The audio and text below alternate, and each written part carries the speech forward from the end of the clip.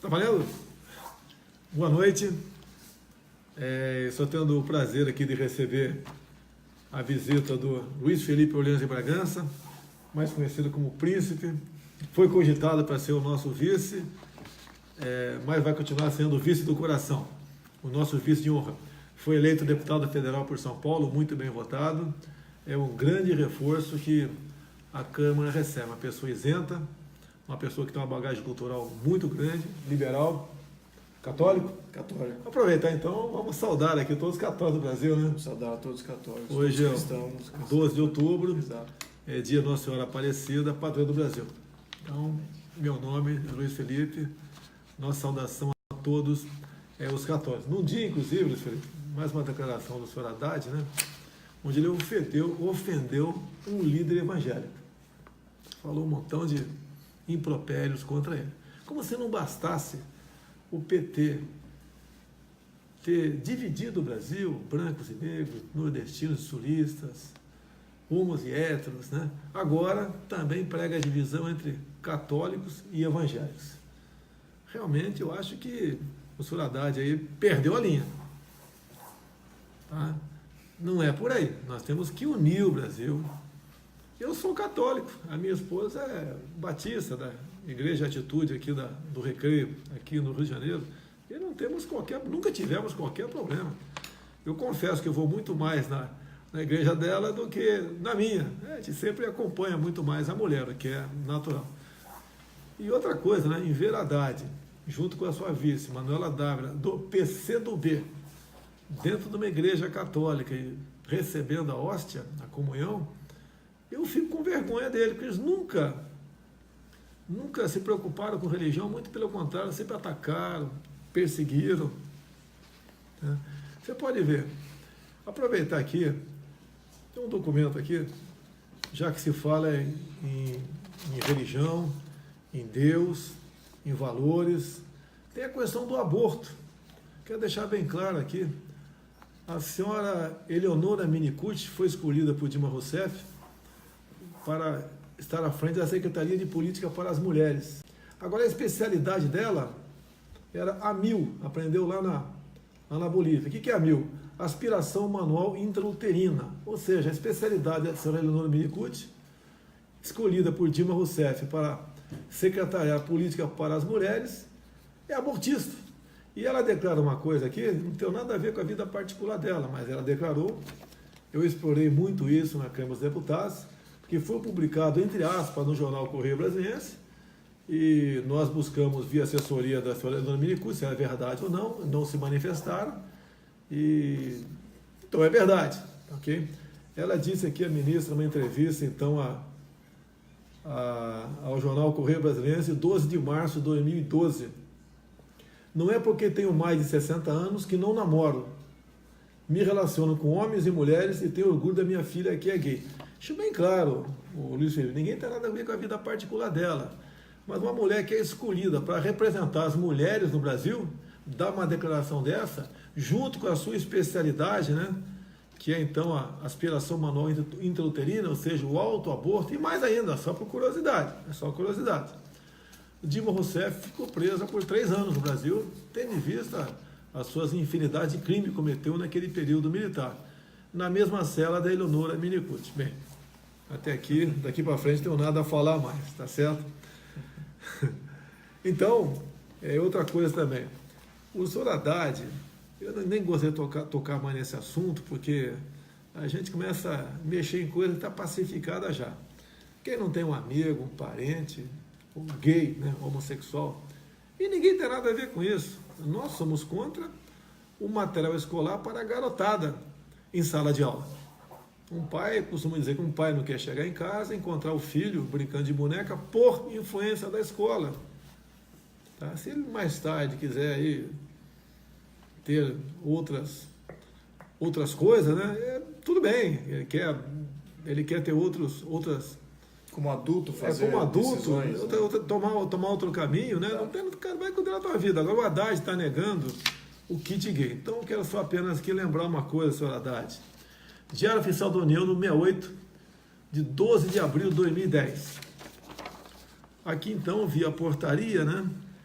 ele cria um grupo de trabalho para acompanhar a implementação do programa Brasil Sem Homofobia e do Plano Nacional de Promoção da Cidadania e dos Direitos Humanos de lésbicas, gays, bissexuais, travestis e transexuais, no âmbito do Ministério da Educação. Assina aqui embaixo aqui, Fernando Haddad. Se você for procurar aqui, e você acha na internet, né, facilmente, são 180 itens para garotada a partir de 6 anos de idade, sim, ok? Entre outras coisas, é bem claro aqui, no currículo escolar, que deve ser ministrado, então, né, uma doutrina onde se reconheça todas as configurações familiares protagonizadas por lésbicas, gays, etc., com base na desconstrução da heteronormatividade. Ou seja, além de dizer que é normal tudo que acontece aqui, ele quer desconstruir o casal hétero. Bem, não quero mais continuar no assunto, vou deixar bem claro. Ficou conhecido como kit gay, e o pai disso aqui chama-se Fernando Haddad, como eu comprovei aqui no momento.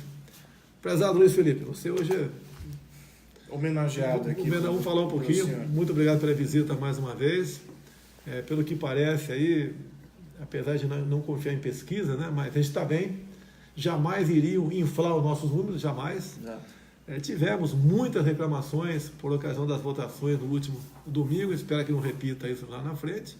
Mas o mercado fala alguma coisa, e quando davam um número mais favorável a nós, o mercado tinha um comportamento. Qual é a tua leitura do mercado, Luiz Felipe? A leitura do mercado não poderia ser mais favorável. Acho que o mercado, depois de ter lido o plano do Haddad, e no mercado financeiro tem cabeças maravilhosas e muito bem instruídas, então esse plano do Haddad cai como uma bomba, porque é um plano totalitário, é um plano centralista, é um plano controlador da economia e de tudo mais. Então, percebe-se aí que o mercado começa a fazer decisões e opções deles agora, acho que não tem muita outra opção, né? Temos que sim abraçar um contexto de liberdade econômica, temos que sim abraçar um contexto de real democracia, que não é o plano deles não, eles falam de democracia lá, não, somos pró-democracia, toda a imprensa falando de pró-democracia, não que o plano do Haddad é democrático, não é nada democrático, aquilo é a coisa mais totalitária colocada em papel nos últimos anos. Por favor, leiam e cheguem às suas próprias conclusões. Mas o mercado já fez essa decisão, então estamos muito bem na fita aí na questão com relação ao mercado. Então nós podemos dizer que o Haddad é um camaleão. Agora virou verde e amarelo, né? Virou verde e amarelo, tirou da sua página oficial a figura do Lula, lá estava escrito que Haddad é Lula, já não é mais. Foi aconselhado pelo Lula não ir mais no presídio. Ou seja, eles vão fazer de tudo para tentar enganar o povo. Só que esse aparelhinho aqui, ó, nos deu uma liberdade enorme. E no plano de governo do Haddad está escrito lá que o controle social da mídia e internet. Então eles querem controlar tudo realmente, é o poder absoluto, é o jogo de poder. Agora, Felipe, você não precisa responder para mim, se quiser você responda, né? Eu sempre pergunto para todo mundo, no lugar do Lula, você aceitaria passivamente ir para a cadeia sem um plano B? Que plano B seria esse? Olha, se seria fraude nas eleições, eu acho que houve muito equívoco, muita coisa errada, não vou falar em fraude ainda, né? Até para não levar pancada dos outros, mas teve a senhora que trabalha na minha casa não conseguiu votar, quando ela votou para governador, encerrou. E as reclamações foram no Brasil de norte a sul, de leste a oeste. E acredito que pela quantidade de pessoas que realmente votaram em nós, não tinha como a gente não estar bem. Agora, o problema pode voltar a ocorrer no segundo turno, se bem que todas as pesquisas agora sempre dão em média 60% para nós, né, votos válidos, e 40% para o lado de lá. Pergunta aqui, você acredita nas urnas eletrônicas? Acho que essa pergunta já foi respondida tantas vezes, eu acho que eu sou mais antagônico às urnas eletrônicas, estou vendo isso com um grupo muito bom de ativistas que está vendo no detalhe essa questão das urnas, e a confiança é zero, depois de falar com todos esses grupos especialistas. A confiança é zero. Gostaria de transmitir aqui minha opinião pessoal, acho que o senhor deveria ter ganhado o primeiro turno, na minha opinião pessoal. Não vamos saber também se isso é comprovável com relação às urnas, porque elas não são transparentes nem para eu dizer que foi fraudado, nem para eles dizerem que ela é inviolável. Então, temos aí um sistema muito intransparente que gera muita insegurança sobre o processo eleitoral. E isso nós não podemos mais permitir. Se é para ter democracia, precisamos que as nossas vontades, as nossas aspirações sejam refletidas pelas forças de Estado e não está sendo refletido no nosso sistema eleitoral. Então, sou muito favorável à questão do voto impresso. Agora, nesse próximo turno, gostaria de ver até cédula, se não for o caso aí de ter qualquer coisa nessa linha, mas fica aqui minha opinião genérica, pessoal, e sim, alguma mobilização em prol disso aí, porque de fato temos um grande problema e essa arquitetura, só ver os incentivos, né? Quais são os incentivos do Temer, do Haddad, todos esses que compõem o Estado, que estão na Lava Jato, quais são os incentivos dele de entregar o poder de uma maneira não conflituosa. Então, acho que eles vão querer fazer alguma coisa aí nesse gênero, sim. Você pode ver, o Haddad, presidente, interessa para muita gente. Afinal de contas, a gente sabe que ele vai assinar o decreto do indulto do Lula. E não pode apenas o decreto constar o nome do Lula. Todo mundo que tem um crime conexo vai entrar no indulto também. Isso que está em jogo, no meu entender. Seria o plano B do PT. Mas eu acho que a avalanche de votos vai ser tão grande a nosso favor que não vai ter como fraudar. É impossível fraudar. As informações que eu tenho, olha só, das 9 capitais do estado do Nordeste, nós ganhamos em 5. Acredite se quiser. Com 8 segundos de televisão, praticamente sem fundo partidário, gastamos 1 milhão e pouco no primeiro turno, tá? Sem recurso para... A gente sabe que muita coisa é feita aí em gráficas, etc., sem recurso. Grande parte da mídia nos criticando o tempo todo, caluniando o tempo todo, e aconteceu uma coisa, um fenômeno realmente. Fizemos no Brasil todo, acredite, né, 52 deputados federais, ninguém acreditava nisso, fizemos 52, e daí alguém fala, se houvesse fraude, não teria feito 52 deputados federais do PSL. Olha, a desconfiança é exatamente no voto para presidente da República. Se eu for presidente, pode ter certeza, nós vamos ter já nas eleições de 2020 uma forma aí segura de se votar, onde se possa fazer uma auditoria. A pessoa que for votar, ela vai ter a certeza que votou exatamente naquela pessoa. Então, o que a gente pede no momento? Além de se manter mobilizado, né, sempre ganhando mais um voto aqui, lá, acolá, também, por ocasião das eleições, indo votar, tendo problema, imediatamente exige que passe aí, ou troque a urna, né, ou passe por voto de papel. Afinal de contas, apesar de termos uma vantagem de aproximadamente 17 milhões para o senhor Haddad, a gente não pode bobear, a gente não sabe que esses caras, tudo é possível com eles. Bem, eu acho que se a gente manter a nossa batida, nós aí seremos vitoriosos no próximo dia 28. Muito bem. Mais uma coisa aqui? Olha, eu gostaria de avisar a todos que o capitão aqui está se recuperando. Cheguei totalmente informal para essa reunião, me recebeu muito bem, está minha família aqui também sendo recebido pela família do capitão. Devo só dar um abraço e já fui trazido aqui para uma live sem contexto nenhum. Então, isso aqui é uma espontaneidade em pessoa. E fisicamente ele está se recuperando e de fato ele tem aqui algumas coisas que impedem ele de estar com 100% de função, mas ele está saindo disso e está muito bem, ao menos está aqui comigo, está me enganando muito bem. Eu vi também o Haddad falando que eu sou um covarde, estou fugindo do debate, né? Quero deixar claro uma coisa, eu fui submetido a uma cirurgia no dia 6 de setembro e lá em Juiz de Fora, a minha segunda cidade natal, tá certo? Uma facada de um profissional, ele deu a facada e rodou, onde cortou tudo, inclusive intestino grosso, espalhou fezes por todo o corpo. Me disseram que se eu chegasse lá 5, 10 minutos mais tarde teria morrido. Foi drenado 2,5 litros de sangue, né? Dado aqui a hemorragia interna. E 6 dias depois, dia 12, eu fui submetido a uma nova cirurgia já no Alberto Einstein, em São Paulo, que começou às 21 horas e acabou às 5 da manhã. Então, 8 horas de cirurgia, tudo foi colocado para fora e realmente, dado o estrago, né? A faca entrou 12 centímetros e rodou na minha barriga, foi enorme.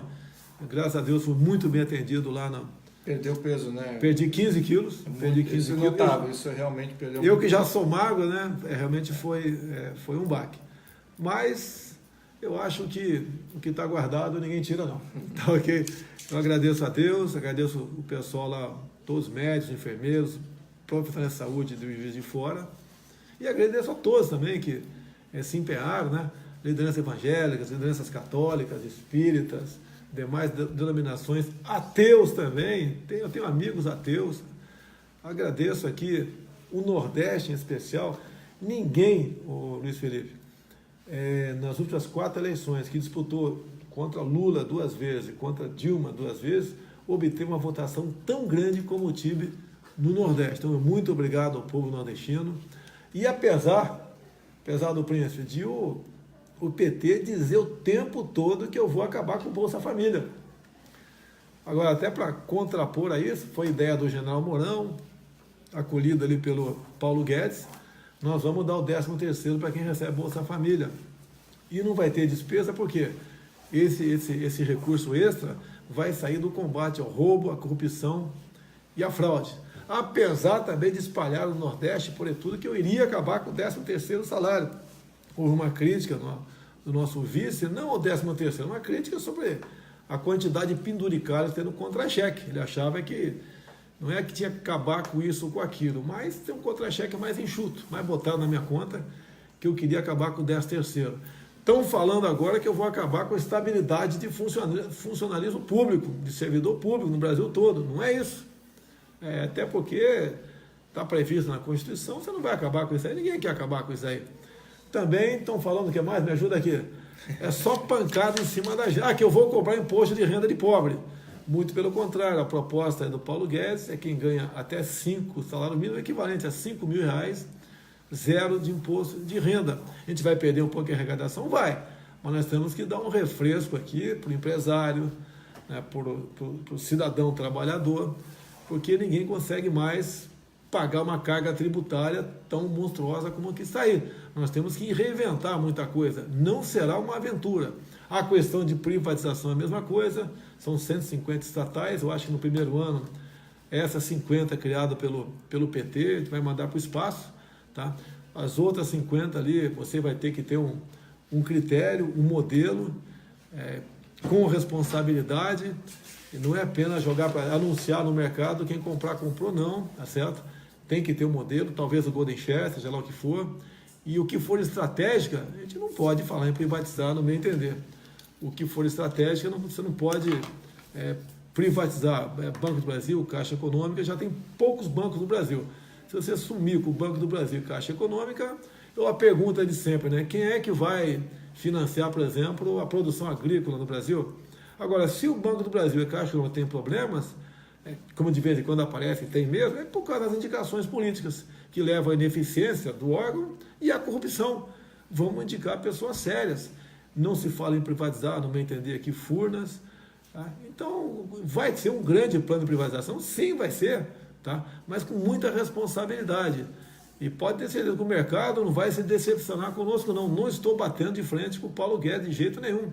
Tá? E, afinal de contas, eu concordo aí com 90% que ele diz, e ele concorda com 90% do nosso lado. Então, está bem encaminhado esse casamento. Hoje eu vi na Veja Online que está tendo problema com a cúpula do PSL. A cúpula sou eu, Paulo Guedes, General Heleno, Bebiano, Júlia Lemos e mais 2 ou 3. Não tem problema nenhum.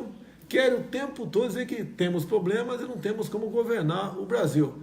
Temos hoje em dia muitos, mais de 300 parlamentares simpáticos a nós. O último grupo que fechou conosco, o penúltimo, né, é o pessoal aí da frente da agricultura, que o que eles querem, você já sabe, né? Eles querem a segurança jurídica. O cara não quer acordar e ler no jornal que a fazenda dele vai ser demarcada como terra indígena. Como que se 14% do território brasileiro demarcado como terra indígena não fosse suficiente. Ele quer a garantia, se é um marginal do MST invadir sua propriedade, primeiro que ele tem o legítimo direito de se defender, com excludente de ilicitude. E outro mesmo, ele não conseguindo se defender, uma vez a justiça dando-lhe o direito à reintegração de posse, que a reintegração seja cumprida. Que tem governadores, geralmente do PT, do PCdoB, mesmo havendo a reintegração de posse, eles não cumprem a determinação judicial.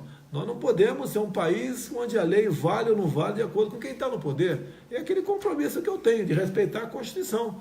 Eu e você também, como deputado agora, você é escravo da Constituição. Você não gostou de um artigo? Por exemplo, eu não gosto lá do que fala da maioridade penal de 18 anos. Eu estou lutando um tempão para passar para 16.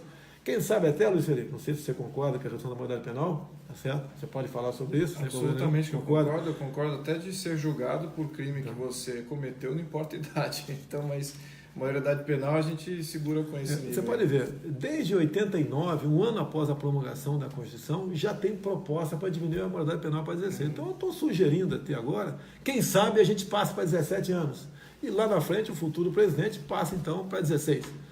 Vamos encerrar aqui? Mais uma coisa? Não, tá ótimo. Pessoal, muito obrigado. Faltam poucos dias para a gente ficar livre aqui desse fantasma do PT. Ficar livre desse partido que não tem qualquer compromisso com a família, com as religiões, com a liberdade, com a democracia, com a liberdade de imprensa, um partido que quer aí extinguir as polícias militares, um partido que, como a Haddad mesmo disse, está em vídeo aí, uma das propostas dele para a saúde é o desencarceramento. Ele quer botar gente na rua que está presa. Eu acho exatamente o contrário. Quem não quer ir para lá é só não fazer besteira. Está no plano de governo do PT o aumento do imposto de renda da pessoa física, tá ok? É um partido que quer calar a mídia, assim, com o nome bonito, né? Controle social da mídia, e calar a internet também. Quem não ficou chateado quando o WhatsApp aqui, dizendo para combater o crime de ódio, em vez de você passava, acho que quantas? 200 mensagens, mais ou menos? Você conseguia passar para 200 pessoas a mensagem, passou para 20. Nós vamos lutar para que volte o que era antes. Ou seja, todo mundo sabe o que está acontecendo, todo mundo sabe quem eu sou e quem é o nosso querido Fernando Haddad. Muito obrigado a todos. Amanhã, se Deus quiser, voltaremos aqui com novas informações. Um abraço. Muito obrigado por estar me recebendo. Muito obrigado a todos vocês que têm assistido. Muito obrigado por estar me recebendo. Não é qualquer um que pode receber a visita de um príncipe em casa não, hein? Tá ok? Valeu.